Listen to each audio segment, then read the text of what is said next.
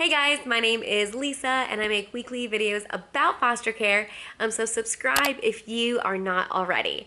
Before I get into this video, I did want to let you know that this was actually filmed June 15th. So yeah, it has been over a month since I have posted anything. This past month has been a doozy, to say the least.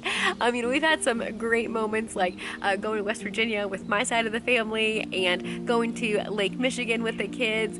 Those were some of the highs, and then we've also had two specific incredible lows that have caused both Peter and me many more sleepless nights, as well as the reason for my lack of editing. I'm not going to say much more on those two things now, but as you think of the parents, the kids, the team, and Peter and me, please pray for perseverance. But I definitely will tell you more as I can about those two things. But first, what I can't tell you. Today, I was thinking about what I could do for my weekly foster care video, and I was like, oh man, that is such a good topic. Like, I really want to be able to share that with them, but in our case, that's not really resolved yet, so I don't really feel like I can fully talk about that. Or I could talk about this thing, but like that's not really fully solved yet either, so I probably shouldn't like go there yet and talk about it. And I also want to talk about this thing, but I really can't yet. So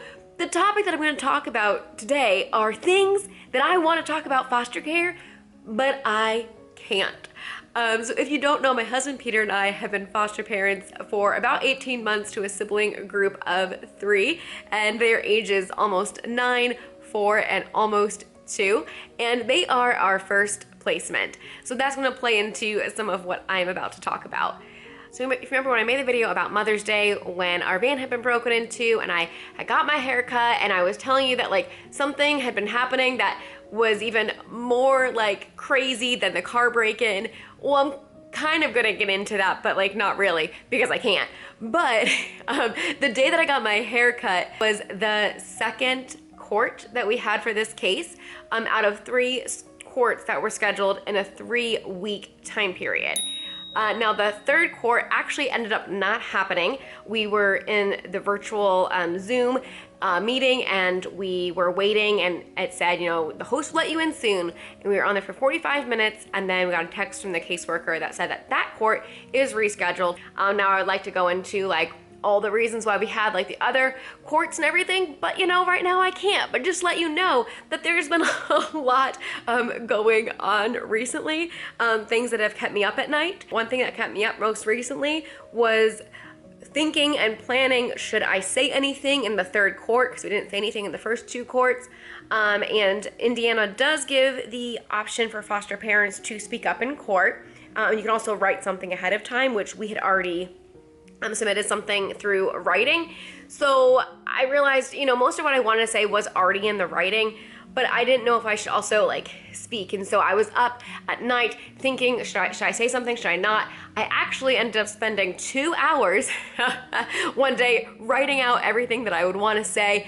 It was only going to take about 3.5 minutes to say it all, but it took me 2 hours to write, and I prayed over it, and I was like, okay, I think I should say this, and then I got some advice on it, and I was like, no, I probably shouldn't say it. So I wasn't planning on saying it, but I didn't even get the chance to, because that court's now been rescheduled for 2.5 months later. So yeah, there's been a lot with that. I would love to tell you why several members on the team have said that this isn't normal. Like, what's going on right now, like these certain things, that's not normal for a case. Which for us, it's our first placement. So I'm like, well, this feels totally normal to me, and I feel like this is how we're supposed to do things. This is not how it's normally done. Oh, okay. And currently we're waiting on results for several different things that honestly, it could affect how this case progresses. Things like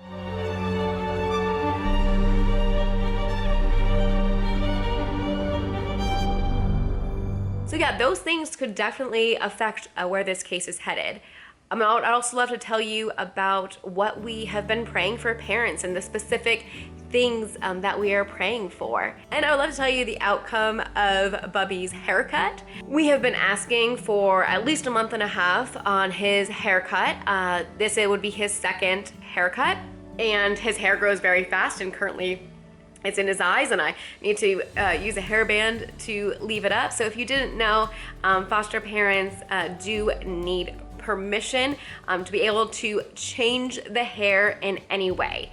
I think several states may be a little bit different on this. Like, I've heard, like, if you are not changing the look of the hair, that you could just like do a trim. That is not the case here in Indiana, at least what I've been told. But we make sure to have fun with it, and we love playing the song, I whip my hair back and forth, I whip my hair back and forth.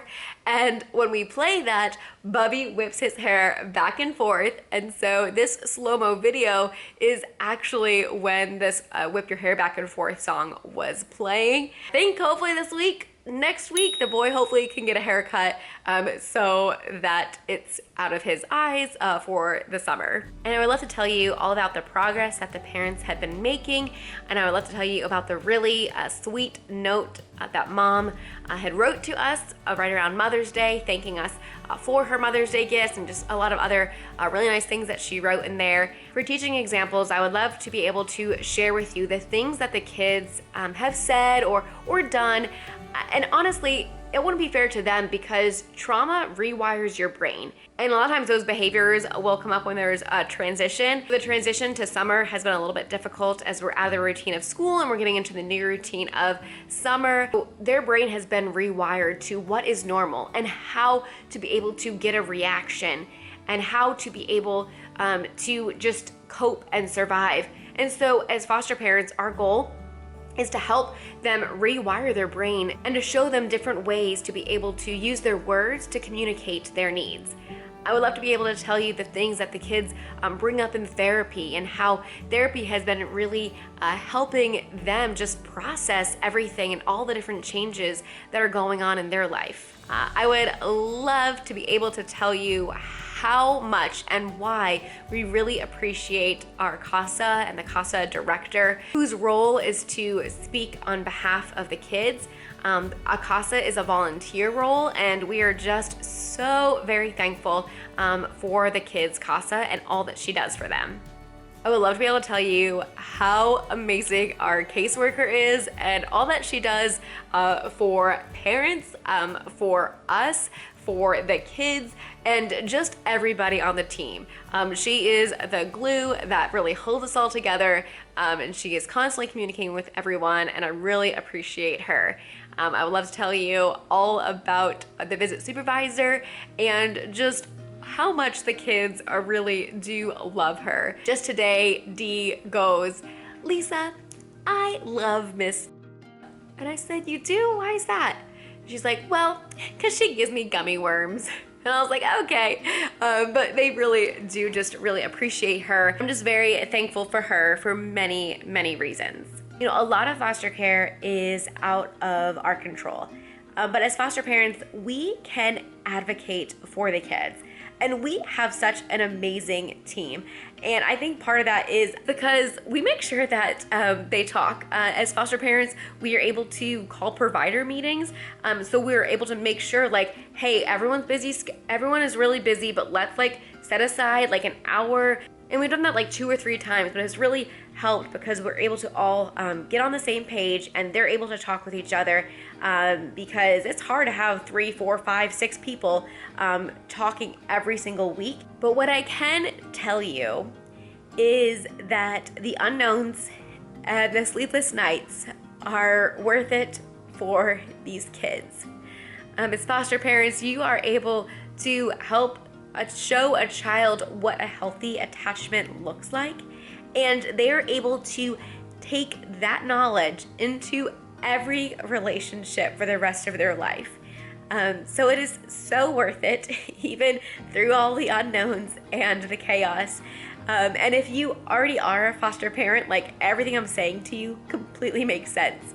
If you're not a foster parent and you've been thinking about stepping into the foster care world, I hope this video doesn't scare you, but rather encourages you to know that the work is so valuable and so needed in the lives of these kids. Thank you so much for watching. Please subscribe if you are not already, and Please give me some other ideas of videos that you would love to hear about as it relates to foster care, because as you can see, I'm out of ideas. Thanks for watching. Hope that you have a great rest of your day, and we'll see you in the next video. Bye, guys.